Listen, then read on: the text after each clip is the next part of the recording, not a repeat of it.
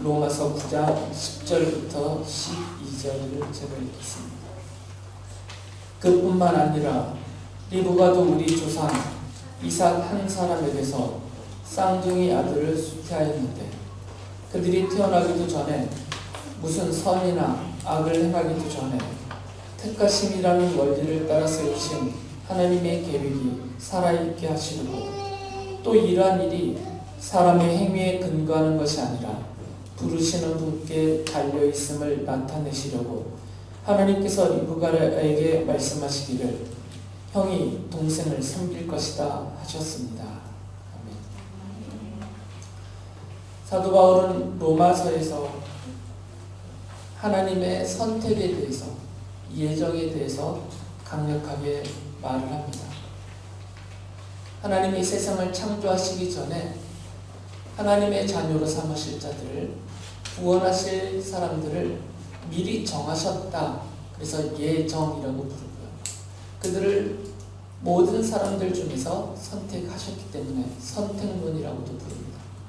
그리고 또한 동시에 하나님은 우리가 쉽게 헤아릴 수 없는 아주 깊으신 뜻을 두셔서 모든 사람을 구원하시지는 않고 그 중에서 어느 사람은 그들의 죄를 용서받게 해주셔서 구원하여서 하나님의 자녀, 하나님의 백성으로 삼아주시고 또 일부에 남은 어떤 사람들은 그들의 죄를 용서하시지 않고 그냥 그들이 지은 죄 가운데 그들을 그대로 내버려 두시기를 이렇게 정하셨다는 거예요. 그러니까 모든 사람들 중에 아담의 후예로 출생하는 모든 인류 가운데서 어느 사람들은 구원하여서 하나님 자녀 삼으실 하나님의 백성으로 선택하시고 정하셨고 또 일부의 사람들은 그냥 내버려 두셔서 자신들의 죄악 가운데 살도록 내버려 두셔서 그 죄에 대한 심판을 받도록 그들을 내버려 두셨다. 이 두 가지를 다 합쳐서 예정론, 선택론 이렇게 부릅니다. 바울은 이것을 로마서에서 많이 강조를 하고 있습니다. 그래서 오늘도 제가 이 예정론에 대해서 말씀을 드리려고 하는데 세 가지로 좀 단락을 나누어서 말씀을 드리려고 해요. 바울이 주장하고 있는 예정론이 무엇인가? 그리고 두 번째로는 그렇게 예정론을, 선택론을 바울이 주장을 하니까 그것을 부정하거나 배척하는 사람들이 항변하는 두 가지의 내용이 있다는 거죠. 바울은 그 두 가지의 항변을 이 로마서에서 기록하고 있습니다.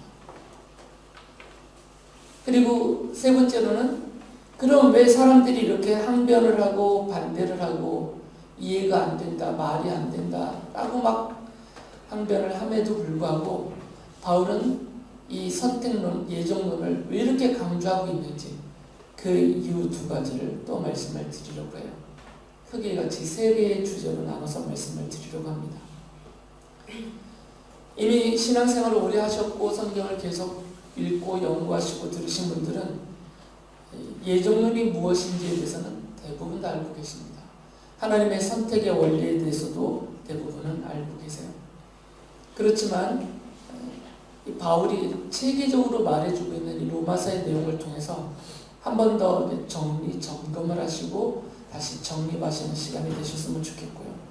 아직 예정에 대해서, 선택에 대해서 명확하게 정립이 안 되신 분들은 이 시간에 좀 딱딱해 보이는 내용이지만 좀 진지하게 더 들으셔서 내가 이렇게 하나님이 선택해 주신 자녀 삼기로 예정하신 내가 하나님의 선택받은 자구나라는 그런 구원의 확신을 좀 세울 수 있으면 좋겠습니다. 이 당시 바울 사도 당시에 이스라엘 사람들의 큰 착각은 우리는 아브라함의 자손이고 또 우리는 하나님의 백성이라고 불리워진 이스라엘 사람들이기 때문에 우리는 당연히 구원을 받는다. 당연히 우리는 이스라엘 사람들이기 때문에 하나님의 나라에 들어가게 될 것이다. 확신을 갖고 있었어요. 그런데 이들의 확신이, 바울 사도는 이들의 확신이 틀렸다. 잘못됐다라고 책망하고 지적을 하죠. 지난주에 읽어드렸지만 한 번 더 읽어보면 로마서 10장 3절에서 바울 사도가 이렇게 말해요. 이스라엘 사람들을 가리키면서 그들은 하나님의 의를 알지 못하고 자기 자신들의 의를 세우려고 힘을 쓰므로써 하나님의 의에는 복종하지 않게 되었습니다. 이 하나님의 의에 대해서는 제가 로마서 앞부분에서 여러 번의 설교를 통해서 말씀을 드렸습니다. 이스라엘 사람들이 생각하고 있는 의라는 것은 율법을 지켜서 그 율법을 지키는 올바른 행위를 통해서 자신이 의인이 되고 또 의인으로 인정받을 수 있다라는 생각이에요. 이것이 하나님의 의입니다. 그들이 갖고 있는. 그런데 바울은 그것은 이 이스라엘 사람들이 어리석어서 잘 몰라서 저렇게 생각하고 있는 것이다 라고 책망을 하죠. 바울이 말하고 있는 하나님의 의는 로마서 앞부분에서 바울이 길게 설명했어요. 예수 그리스도를 믿음으로 하나님 앞에서 그 지은 죄를 용서받고 의롭다라고 여김을 받는, 인정을 받는 의예요. 이것이 하나님의 의입니다. 예수 그리스도의 십자가 복음 안에 담겨있는 하나님의 의는 사람이 행위로 올바른 의로운 행위를 함으로 인해서 의인이 되는 의가 아니고 이건 불가능한 상태이니까 단 한 명도 자신의 행위로 의인이 될 수 있는 사람은 없기 때문에 하나님께서 예수 그리스도의 십자가 복음을 믿는 사람들의 하나여서 그 믿음을 갖고 있는 사람들에게만 그 믿음을 근거로 해서 그들의 죄를 용서받게 해주시고 마치 죄가 없는 사람처럼 의인으로 여겨주신다라고 말씀하셨어요. 이것이 바울이 말하고 있는 믿음으로 얻는 하나님의 의예요. 그런데 이스라엘 사람들은 이것을 알지 못했던 것이죠. 왜 그러냐면 자신들은 아브라함의 자손이고 하나님의 백성이라는 거룩한 이름, 영광스러운 이름을 가지고 있는 이스라엘 사람들이기 때문에 자신들은 본래부터 구원받기로 정해져 있는 사람들이다. 그리고 우리는 지금 율법을 지키고 있고 이 율법 행위를 조항들을 제대로 지켜나가고 있기 때문에 우리는 의인이다라고 스스로 여기고 있었다는 거죠. 잘못됐다는 거죠. 이 부분에 대해서 로마서 3장 20절에서 바울 사도가 분명하게 단언을 한 말이 있습니다. 이렇게 말하죠. 그러므로 율법의 행위로는 하나님 앞에서 의롭다고 인정받을 사람이 아무도 없습니다.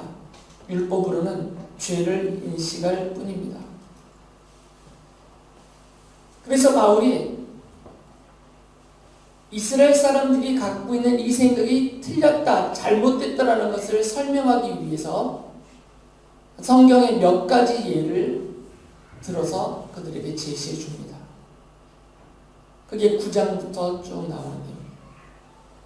크게 세 가지의 성경의 기록들, 구약 성경의 기록들을 예를 들면서 말을 해주는데 첫 번째는 로마서 9장 8절에서 이런 말을 해요. 이것은 곧 육신의 자녀가 하나님의 자녀가 되는 것이 아니라 약속의 자녀가 참 자손으로 여겨지리라는 것을 뜻합니다. 라고 말을 해요. 이 말의 배경이 무엇이냐면 아브라함에게 사라라는 아내가 있었는데 89세가 될 때까지 임신을 못하고 있었어요.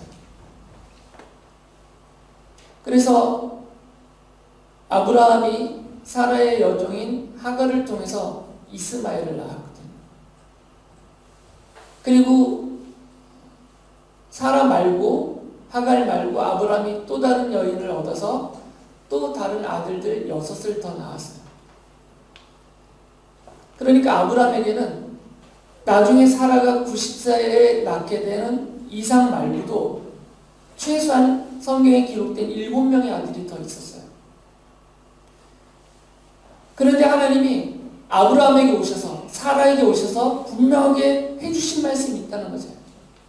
바로 그 말씀은 아브라함에게서 태어난 아들이라고 해서 다 내가 아브라함에게 해준 이 약속을 물려받을 약속의 자녀 상속자가 아니다라는 겁니다. 오직 한 명, 내가 사라에게 약속했고 아브라함에게 약속한, 그래서 사라를 통해서 태어난 이 이삭만 하나님이 약속해 주셔서 약속대로 태어난 자녀이기 때문에 이삭만 약속의 자녀이고, 이 이삭에게만 하나님이 아브라함에게 주신 약속을 상속받게 하여서 아브라함에게 한 약속이 이삭에게 대물림되고 이삭에게 그것을 이루어지게 해주겠다라는 약속이세요. 바울 사도는 이 이야기를 하면서 이스라엘 사람들이 생각하고 있는 것이 잘못됐다는 것입니다. 이스라엘 사람들은 우리는 아브라함의 자손이다. 우리는 아브라함의 혈통을 이어받은 자손이다.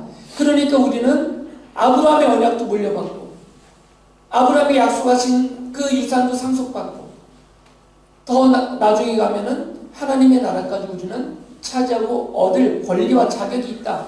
이렇게 생각하고 있는 그들의 생각이 잘못됐다는 거죠. 약속을 받은 사람만, 아무리 아브라함의 자손이라고 해도, 아무리 이스라엘 사람이라고 해도 그 모든 이스라엘 사람들, 아브라함의 자손들이 다 구원받는 것이 아니고, 다 하나님의 약속을 받는 것이 아니고, 다 하나님이 약속하신 기업을 물려받은 사람들이 아니라는 것이죠. 그 이스라엘 사람들 중에서도, 아브라함의 자손 중에서도 오직 이삭과 같이 약속을 받은 사람들, 하나님이 선택하셨고 그에게 약속해 주신 선택과 약속을 받은 사람들만 약속의 자녀이며 구원받을 자이고 하나님의 나라를 상속받을 자다라는 얘기를 하고 있는 거죠. 이스라엘 사람들이 갖고 있는 근본적인 착각을 지적해주고 있습니다. 하나님의 언약은 혈통을 따르지 않는다는 거죠. 하나님은 선택한, 구원하기로 선택하신 자들에게 약속을 주시고 그 약속을 이루어 주시기 때문에 그들만 약속의 자손으로 이 하나님의 언약을 물려받을 자가 된다는 것입니다. 두 번째로 든 예는 아브라함의 아들 이삭에게 리브가라는 아내가 있었는데 이 리브가가 쌍둥이를 임신을 했어요. 그 태중에 쌍둥이가 리브가의 태 안에서 계속 싸우고 있는 겁니다. 서로 치고받고. 어떻게 싸우는지 모르지만 너무 이 뱃속에서 치고받고 싸우니까 리브가가 막 못 살겠다고 막 하나님 앞에 하소연할 정도로 너무 고통스러워서, 그때 하나님이 천사를 보내셔서 리브가에게 주신 약속의 말씀이 있어요. 로마서 9장 11절부터 12절을 보면 바울이 그 사건을 근거로 해서 이렇게 말을 합니다. 그들이 태어나기도 전에, 무슨 선이나 악을 행하기도 전에 택하심이라는 원리를 따라 세우신 하나님의 계획이 살아있게 하시려고, 또 이러한 일이 사람의 행위에 근거하는 것이 아니라 부르시는 분께 달려있음을 나타내시려고 하나님께서 리브가에게 말씀하시기를 형이 동생을 섬길 것이다 하셨습니다. 하나님이 리브가에게 말씀하셨거든요. 너의 태중에 두 나라가 있다. 그런데 형이, 에서이죠. 나중에 출생했을 때 붙은 이름, 주어진 이름이, 형인 에서는 동생인 야곱을 섬기게 될 것이다. 하나님이 야곱을 선택하셨다. 야곱을 사랑하셨다라고 말을 해요.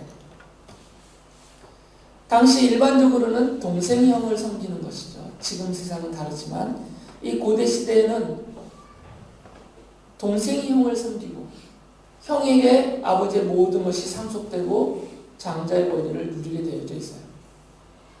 그런데 하나님은 아직 이 아이들이 출생하기도 전에 누가 형인지 동생인지도 모를 때예요. 지금 태중에 있으니까, 먼저 나온 아이가 형이니까 지금 태중에 이 두 아이가 있을 때 누가 형인지 누가 동생인지, 더군다나 태중에서 야곱은 착하고 선한 일을 했고 에서는 못되고 악한 일을 했으니까 이 악한 애는 버리고 착한 야곱을 선택해야지, 이런 일이 없었단 말이에요. 태중에 있을 때니까. 아직 태중에 있을 때 누가 형이고 누가 동생인지도 모를 때, 이 아이들이 선과 악을 모를 때, 하나님께로부터 선택을 받을 만한 어떤 행위나 조건이나 자격을 갖추기도 전에 그 태중에 있을 때 하나님이 동생 야곱을 선택하셨다는 것이죠. 그 이유는 이게 택하심의 원리라는 거예요. 바울 사도는 이것을 예를 들면서 강조합니다. 이것이 택하심의 택하심의 원리다. 하나님의 선택하심은 사람을 보고 그 사람에게서 나타나는 모습을 보고 구원할 자로 쓰실 자로 선택하는 것이 아니다라는 거죠. 드러나기도 전에, 이 아이들이 출생하기도 전에, 이 아이가 무엇을 행하기도 전에 선택하신 것처럼 하나님은 세상 창조 전에 구원하실 자와 또 뜻이 있어서 내버려 두실 자를 미리 정해 놓으셨다는 거예요. 그래서 예정이라는 거예요. 이게 택하심의 원리라는 거예요. 사람에게 근거하지 않고, 사람의 행위에 근거하지 않고 하나님의 뜻을 따라서 하나님이 미리 정해 놓으셨다라는 것입니다. 그래서 에베소서 1장 4절부터 5절에서 바울 사도가 이렇게 설명을 합니다. 하나님은 세상 창조 전에 그리스도 안에서 우리를 택하시고 사랑해 주셔서 하나님 앞에서 거룩하고 흠이 없는 사람이 되게 하셨습니다. 하나님은 하나님의 기뻐하시는 뜻을 따라 예수 그리스도를 통하여 우리를 하나님의 자녀로 삼으시기로 예정하신 것입니다. 언제 예정하셨다라는 거예요? 세상 창조 전에. 그래서 리브가의 태중에는 에서와 야곱의 예를 든 거예요. 이 아이들의 어떤 행위가 있기도 전이란 얘기예요. 근데 이 태중이 아니라 아예 더 거슬러 올라가서 바울 사도는 세상을 창조하기도 전에, 아담이라는 인간을 만들기도 전에 아담의 후손으로 누가 출생할지 우리는 모르던 그 상태에서 하나님이 이미 세상 창조 전에, 인간의 창조 전에 구원하실 자와 내버려 두실 자를 정해 놓으셨다는 거예요. 그래서 예정하셨다라는 말을 하는 겁니다. 이게 택하심의 원리예요. 바울이 강조하는 하나님의 선택, 하나님의 예정의 원리는 사람의 행위에 근거하지 않는다는 겁니다. 사람의 어떤 조건이 하나님의 선택에 부합되었을 때 선택하는 것이 아니고, 이건 완전히 없는 상태, 무의 상태에 있을 때 순전히 하나님의 뜻대로, 하나님의 계획하심이 있어서 우리가 헤아릴 수 없는 하나님의 뜻으로, 하나님의 주권으로 하나님이 정하셨다는 거예요. 이미 정해 놓으셨다는 것입니다. 이게 바울이 말하는 하나님의 선택, 택하심의 근본 원리예요. 그러니까 착각하지 말라는 거죠. 이스라엘 사람들을 향해서. 우리는 아브라함의 자손이니까, 우리는 율법을 지켰고, 우리는 율법의 행위에 의로움이 있으니까, 이렇게 자신의 어떤 행위나 자신의 출신이나 자신의 배경이 근거가 되어서 하나님의 택함을 받을 수 있다, 이렇게 생각하면 안 된다는 겁니다. 그런 거와는 상관은 없다는 것이에요. 그래서 로마서 8장 30절에서 이렇게 말합니다. 그래야 하나님께서는 이미 정하신 사람들을 부르시고 또한 부르신 사람들을 의롭게 하시고 의롭게 하신 사람들을 또한 영화롭게 하셨습니다. 누가 하나님의 부르심을 받고 하나님의 자녀가 됐는가? 이미 정해진 사람들이라는 거예요. 하나님이 구원하기로 정하지 않으면, 하나님의 자녀로 삼기로 정해놓으시지 않으면 부르시지도 않는다는 거예요. 그러니까 결과를 놓고 볼 때 어떤 누가 예수님을 믿고 교회에 나오고 하나님을 섬기고 자신이 받은 구원에 감사하면서 주님의 자녀로 살아가고 있는 모습이 보인다면 이 사람은 하나님이 세상 창조 전에 미리 구원하기로 정해놓은 사람이기 때문에 하나님이 그 사람을 불러서 교회로, 하나님 앞으로, 하나님의 은혜의 보좌 앞으로 그를 불러 놓으셨다라고 되는 거죠. 우리가 교회를 찾아 나왔기 때문에 구원하시는 게 아니고, 내가 예수님을 잘 믿고 있는 모습 때문에 구원하시는 게 아니고, 내가 뭔가 하나님 앞에 업적과 공로를 쌓아서 하나님 이 정도입니다라고 들어 보여드리기 것이 있기 때문에 나를 부르셔서 자녀 삼으신 것이 아니라는 거죠. 미리 정해놓으셨기 때문에 하나님의 자녀의 백성으로 부르셨다는 겁니다. 여러분이 이 자리에 와서 앉아있는 이유는 이렇게 주님을 찬양하고 예배하고 주님의 백성으로 감사하며 살아가고 있는 이 이유는 부모님이 목사이고 장로님이고 뭐 3사대 믿음의 가정이기 때문이 아니고 그런 것들이 아니라는 거예요. 세상 창조 전에 하나님이 미리 정해 놓으셨기 때문에 그 부르실 때까지 정해 놓으셨고 부르시는 방법까지 정해놓으셨기 때문에 여러분을 불러서 주님을 섬기는 백성에게 해주셨다는 겁니다. 바울은 이것을 강조하고 있어요. 그러면 구원하실 자만 정하셨느냐? 바울은 그렇지 않다는 겁니다. 그냥 그들이 짓는 죄악 가운데 그냥 내버려 두실 자도 정하셨다는 거예요. 누구를 구원하고 누구를 죄악 가운데 내버려 둘 것인가? 그 중에서도 또 특별히 하나님이 구원하실 자들을 위해서 이 내버려 두신 자들 중에서도 하나님이 부정적인 도구로 사용하실 자까지 정하셨다는 거예요. 바울은 그것을 모세와 바로를 예로 들면서 설명을 합니다. 로마서 9장 15절에서 이렇게 말해요. 바울 사도가 출애굽기를 인용하면서 하나님께서 모세에게 말씀하시기를 내가 긍휼히 여길 사람을 긍휼히 여기고 불쌍히 여길 사람을 불쌍히 여기겠다 하셨습니다. 이미 정해놨다는 거죠. 하나님이 내가 긍휼히 여길 사람을 미리 정해놨고 내가 불쌍히 여길 사람을 미리 정해놨고 그래서 내가 불쌍히 여길 사람을 불쌍히 여기고 긍휼히 여길 사람을 긍휼히 여긴다라고 말씀하신 거예요. 그러면서 바로 그 대상이 지금 모세와 이스라엘 백성들이죠. 그러면서 바로에 대해서는 이렇게 말을 해요. 로마서 9장 17절에 보면 그래서 성경에 바로를 두고 말씀하시기를 내가 이 일을 하려고 너를 세웠다. 곧 너로 말미암아 내 능력을 나타내고 내 이름을 온 땅에 전파하게 하려는 것이다 하셨습니다. 하나님이 바로도 선택하셨다는 거예요. 바로도 정했다는 겁니다. 미리. 그런데 어떤 용도로 정했냐면 구원받을 자녀로 정한 것이 아니고 이스라엘의 구원과 이스라엘 백성들의 출애굽과 이 모든 일들을 위하여서 하나님이 바로를 선택하셨고 바로의 마음이 완악한 그 악독한 마음의 상태로 그대로 내버려 두시면서 출애굽기의 모든 일들이 일어나게 하셨다는 거예요.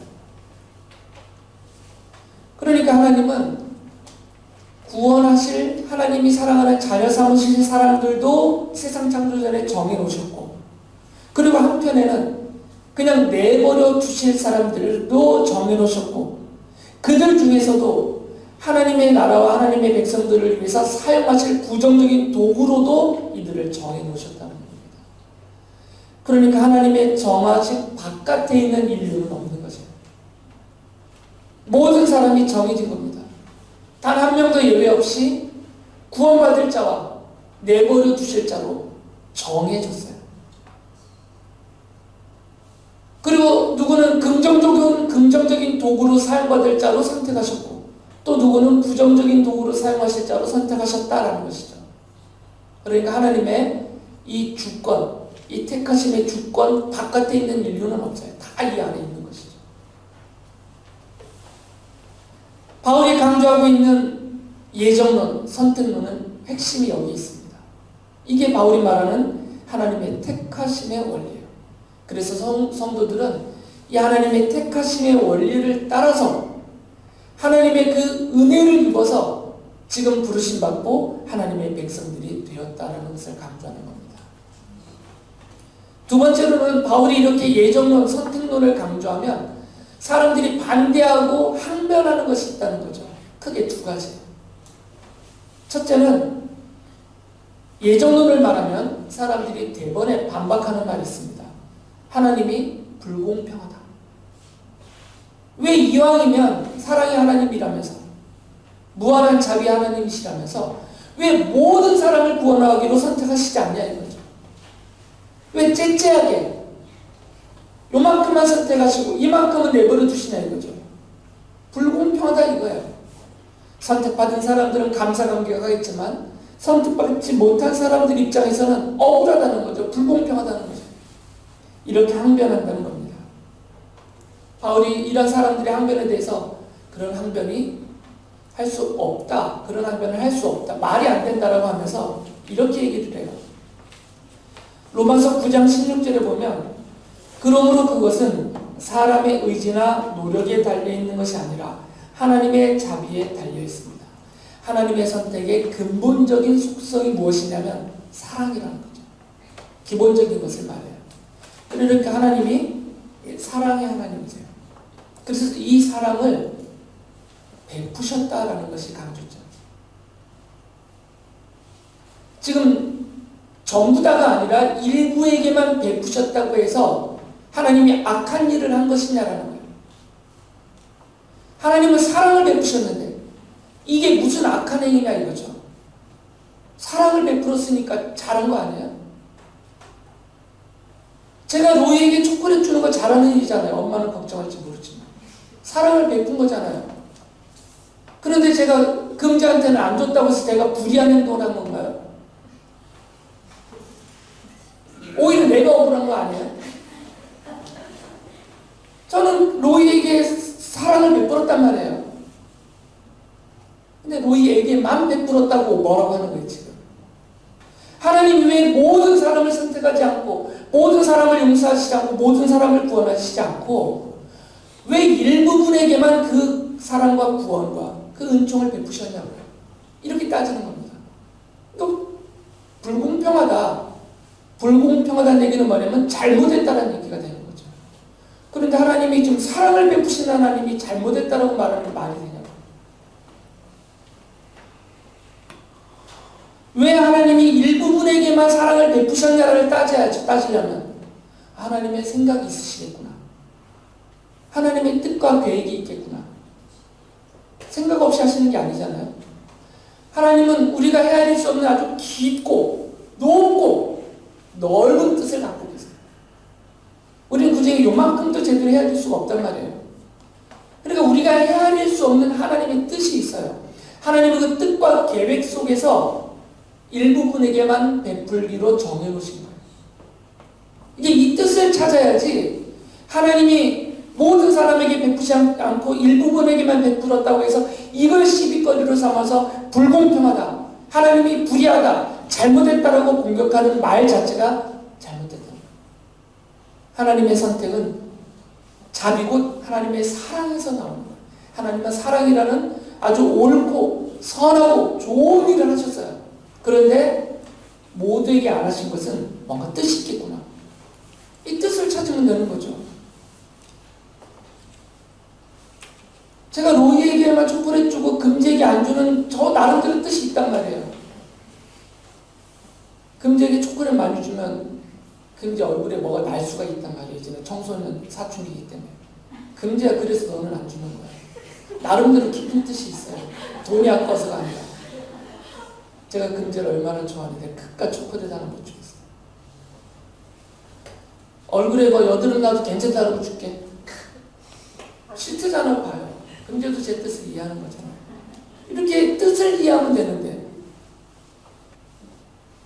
그러니까 하나님의 선택에 시비 걸지 말라는 거죠. 그래서 에베소서 2장 4절 5절에서 이렇게 말하는 겁니다. 그러나 하나님은 자비가 넘치는 분이셔서 우리를 사랑하신 그 크신 사랑으로 말미암아 범죄로 죽은 우리를 그리스도와 함께 살려주셨습니다. 여러분은 은혜로 구원을 얻었습니다. 하나님이 베푸신 사랑, 그 은혜로 구원을 얻은 것이에요. 그것을 못 받은 사람들은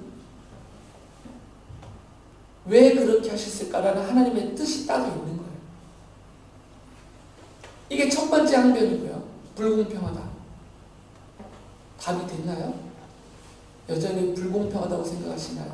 하나님이 뭘 잘못한 것처럼 여겨지시나요? 두 번째 항변이 있어요. 이게 사람들이 이렇게 말한다는 거죠. 그래 좋다. 하나님의 선택을 인정한다고 치자. 그러면 하나님이 모든 걸 정하셨고 모든 걸 예정하셨다면 이건 숙명론이다. 숙명론. 모든 것이 정해졌다는 것 아닙니까? 그래서 로마서 9장 19절에서 바울이 이런 말을 해요. 그러면 그대는 나에게 이렇게 말할 것입니다. 그렇다면 어찌하여 하나님께서는 사람을 책망하시는가? 누가 하나님의 뜻을 거역할 수 있다는 말인가? 이 사람들의 말은 뭐냐면 모든 것을 하나님이 정하셨다면 우리 인간은 하나님의 꼭두가시에 불과하고 하나님이 써준 연극 대본을 손에 들고 똑같이 그것을 행하는 연극 배우에 불과하다는 거죠. 더 나아가서는 하나님은 사람들의 악행까지도 정하셨다라고 우겨되는 거예요. 사람이 짓는 모든 죄도 하나님이 정해 놓으셔놓고 하나님이 정하신 대로 그렇게 살아나갈 뿐인데, 죄 지었다고 심판하시고 죄 지었다고 정죄하시고 죄 지었다고 탓하신다라면 말이 안 되지 않느냐 이거예요. 연극 배우가 악인 역할을 맡았어요. 아주 악독한 악인 역할을 맡았어요. 그리고 워낙 연기를 잘하는 사람이기 때문에 그 감독이 원하는 것보다 훨씬 더 악독한 연기를 했어요. 막 기대갈 때 사람들이 짱돌 던질 정도로 욕하면서. 그런데 이 사람이 그러면 정죄를 받고 심판을 받아야 되냐? 자기는 정의로운 대로 한 것뿐인데 이렇게 항변한다는 거예요. 이게 숙명론을 주장하는 사람들의 항변입니다. 하나님이 다 정의로운 대로 했는데 그걸 벌하신다는 게 말이 되냐? 이거 모순이다라는 것이죠. 바울은 이들의 항변에 대해서 지는 한 덩이를 손에 들고 있는 토기장이를 비유로 들면서 토기장이가 자기 손에 있는 흙덩이를 가지고 한 덩이를 가지고 이거를 어떤 것은 귀하게 쓸 그릇으로 만들고 어떤 것은 그냥 평범하게 보통으로 쓸 그런 그릇으로 만들고, 이 권리가 토기장이에게 있느냐 없느냐, 이건 토기장이에게 있는 거죠. 지는 흙 한 덩이를 가지고 토기장이가 자기가 생각하고 계획하는 뜻이 있어서 그 중에 일부분은 귀하게 좋은 그릇을 만들고 또 일부분은 막 쓰는 그릇으로 만들고, 집에 막 쓰는 그릇도 필요하고 귀하게 쓸 그릇도 필요하니까 토기장이가 자기가 정하는 뜻을 그렇게 했다는 거죠. 그 얘기를 하면서 9장 21절에서 이렇게 말해요. 토기장이에게 흙 한 덩이를 둘로 나누어서 하나는 귀한 데 쓸 그릇을 만들고 하나는 천한 데 쓸 그릇을 만들 권리가 없겠습니까? 그러면서 20절에서는 이렇게 말하거든요. 오 사람아, 그대가 무엇이기에 하나님께 감히 말대답을 합니까? 만들어진 것이 만드신 분에게 어찌하여 나를 이렇게 만들었습니까? 하고 말할 수 있습니다. 토기장이조차도, 이 그릇을 만드는 토기장이조차도 권리가 있다는 거예요. 자신이 갖고 있는 생각대로 어떤 것은 이렇게 만들고 어떤 것은 저렇게 만들고 생각이 있고 만들 권리가 있다는 거예요. 그렇다면 사람을 포함한 온 우주를 창조하신 하나님께서, 창조자 하나님께서 어떤 사람은 구원할 자로 정하시고 어떤 사람은 그냥 죄악 가운데 내버려 둘 자로 정하시고, 그럴 권리가 없느냐? 하나님께 그럴 권리가 없느냐 이거예요. 창조주이신데. 숙명론이 아니다라는 겁니다. 하나님은 뜻이 있다는 것이에요. 그래서 구원할 자를 정하시고 이들을 구원하시고, 내버려 두실 자들은 그냥 자기들의 자유의지로, 오염되고 타락한 자유의지로 악을 행하며 사는 그 상태를 그냥 그대로 내버려 두셨을 뿐이라는 거죠. 죄를 지어라, 이런 죄를 지어라, 오늘은 저기 가서 저런 죄를 지어라, 하나님이 정하신 것이 아니고 인간이 범죄하고 타락하고 오염된 세상을 만들어가는 상태로 그냥 간섭하지 않고 그거대로 내버려 두셨다는 거죠. 숙명론하고 다르다는 얘기예요. 이건 완전히 억지 주장입니다. 죄는 내가 짓고 있는데, 내가 원하는 대로, 내가 마음먹은 대로, 내가 나쁜 짓 말하고 나쁜 행동 내가 다 하고 있는데 그것을 하나님께 탓하는 것이 말이 안 된다는 겁니다. 인간은 꼭두각시가 아니기 때문에 우리에게는 완전한 자유의지를 주셔서 우리가 생각하는 대로, 우리가 원하는 대로 행하며 살게 내어버려 두셨어요. 그러나 그런 모든 자유의지가 타락하고 악함의 상태로 펼쳐져서 모두가 죄를 짓고 모두가 악에 빠져서 영원한 멸망에 처할 수밖에 없는 그런 지경에 있는 사람들 중에서 하나님이 구원하기로 정하신, 선택하신 사람들은 하나님이 복음을 듣게 하시고 죄를 뉘우치게 해주시고 회개하게 하시고 주님 앞에 돌아와 믿게 만들어 주시는 사랑을 베푸셨을 뿐이에요. 사랑받았기 때문에 성도가 된 게 아니고, 사랑받지 못했기 때문에 악인이 된 게 아니라 모두가 다 악인이었는데, 모두가 다 죄인이었는데 하나님이 미리 사랑할 자를 정해놓으셨기 때문에 사랑하셔서 불러주셨을 뿐이다라는 거죠.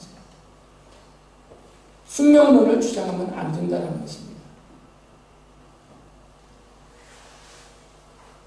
이것도 시원한 답이 됐으면 좋겠는데 모르겠네요.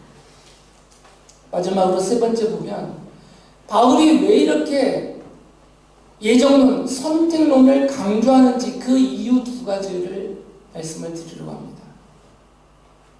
바울은 첫 번째로는 성도들에게 확신을 주고 싶은 거예요. 왜 그러냐면 성도들이 고난 가운데 박해를 받으면서 또 세상살이의 힘겨움 때문에 이 믿음이 흔들릴 수 있거든요. 그 어떤 것으로 인해서 또는 어떤 일로 어떤 사람으로 인해서 받게 되는 이런 고난 때문에 자신이 구원받은 것이 의심이 되거나 내가 받은 구원이 취소되지는 않을까 이런 걱정을 할 수 있다는 거죠. 그런 성도들을 향해서 하나님은 선택하셨기 때문에 구원할 자로 예정하셨기 때문에 절대로 구원이 취소되지 않는다. 그런 확신을 주기 위해서 예정론을 강조하는 거죠. 그래서 로마서 8장 34절, 33절, 34절에서 이렇게 말해요.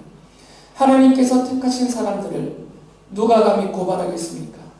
의롭다 하시는 분이 하나님이신데 누가 감히 그들을 정죄하겠습니까? 취소가 안 된다는 거예요. 로마서 8장 38절, 39절에서도 이렇게 말해요. 나는 확신합니다. 죽음도 삶도 천사들도 권세자들도 현재 일도 장래 일도 능력도 높음도 기쁨도 그 밖에 어떤 피조물도 우리를 우리 주 예수 그리스도 안에 있는 하나님의 사랑에서 끊을 수 없습니다. 절대로 끊어지지 않는다는 거죠. 이 하나님의 사랑으로 선택되었고 하나님의 사랑으로 구원받은 성도들을 절대 끊을 수 없다는 거죠. 취소가 안 된다는 겁니다. 그러니까 받은 구원에 확신을 가지라는 거예요. 두 번째로는 바울이 이렇게 하나님의 선택을 강조하는 두 번째 이유는 자신의 동족인 이스라엘 사람들을 포함해서 세상 모든 사람들 중에 하나님이 구원하시기로 선택한 사람들이 아직 남아있다는 거죠. 로마서 11장 5절에서 바울이 이렇게 말해요. 이와 같이 지금 이 시기에도 은혜로 택하심을 입은 사람들이 남아있습니다.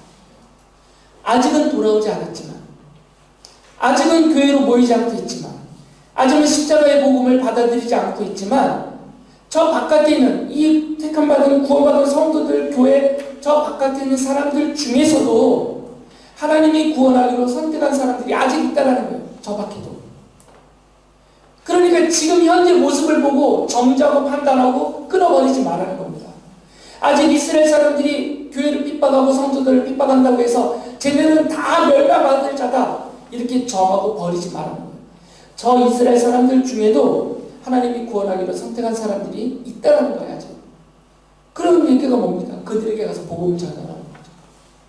이 사람들뿐만 아니라 세상 모든 사람들 중에서도 이방인들 중에서도 지금은 믿지 않지만 그러나 저들 중에도 죽기 전에 주님 앞에 돌아오기로 하나님이 선택하신 구원받을 자로 선택하신 사람들이 있다라는 거죠. 그러니까 그들에게도 가서 복음을 전파라는 것입니다. 그러면서 로마서 10장 14절 15절에서 바울이 이런 얘기를 해요. 그런데 사람들은 자기들이 믿은 적이 없는 분을 어떻게 부를 수 있겠습니까? 또 들은 적이 없는 분을 어떻게 믿을 수 있겠습니까? 선포하는 사람이 없으면 어떻게 들을 수 있겠습니까? 보내심을 받지 않았는데 어떻게 선포할 수 있겠습니까? 성경에 기록한 바 기쁜 소식을 전하는 이들의 발걸음이 얼마나 아름다우냐 한 것과 같습니다. 그리고 로마서 10장 17절에서 이렇게 말해요. 그러므로 믿음은 들음에서 생기고 들음은 그리스도를 전하는 말씀에서 비롯됩니다. 바울이 고린도 교회에 보낸 고린도전서 1장 21절에서 이런 말을 해요. 이 세상은 그 지혜로 하나님을 알지 못하였습니다. 하나님의 지혜가 그렇게 되도록 한 것입니다. 하나님께서는 어리석게 들리는 설교를 통하여 믿는 사람들을 구원하시기를 기뻐하신 것입니다. 목사가 하는 설교를 말하는 것이 아니고요. 복음 전파를 말합니다. 복음 전파 그 자체가 진리를 전하고 가르치는 것이기 때문에 다 설교와 같은 것입니다. 하나님은 아직 교회 바깥에 성도의 무리에 들어오지 않은 사람들이 여전히 있고 그들 가운데서는 구원하기로 창세전에 선택을 하신 사람들이 있기 때문에 그들에게 복음의 증인인 성도들을 보내셔서 십자가의 복음을 전하게 하시고 그들이 그 복음을 듣고 회개하고 주님 앞에 돌아오게 하는 세상 사람들이 보면 참 어리석어 보이지만 하나님은 그 방법을 쓰신다는 거죠. 그래서 예정론을 강조하는 겁니다. 아직 우리들 바깥에 선택받은 사람들이 있다. 그러니 그들에게 가서 복음을 전해야 한다는 거죠. 그렇기 때문에 성도들은 복음의 증인으로서 모든 사람에게 복음을 전해야 합니다. 하나님은 성도들이 전하는 복음을 통해서 선택하신 사람들을 구원하시기 때문에 이 자리에 있는 여러분들은 창세 전에, 세상 창조 전에 하나님께서 선택해 주신 하나님의 택함을 받은 사람들입니다. 그렇기 때문에 우리 자신이 받은 선택과 그 구원에 감사하면서 하나님께 감사 찬양을 하면서 살아야 합니다. 그리고 복음의 증인으로서 하나님이 선택하신 사람들을 구원하실 것을 믿으면서 내가 그 구원의 도구로, 통로로 보내심을 받은 복음의 증인으로서 모든 사람들, 사랑하는 사람들과 모든 사람들에게 복음을 전해야 합니다. 이것이 바울이 강조하고 있는 예정론이고 그 예정론을 믿어야 되는 이유이고 예정론을 우리가 강조하여서 꼭 실천하고 행해야 되게 하는 그런 내용입니다. 그냥 단순한 이론으로 받아들이시지 말고 이 말씀을 통해서 구원의 확신을 가지시고 또 복음의 증인으로서 담대하게 복음을 전하며 살아가는 여러분들 되시기 바랍니다.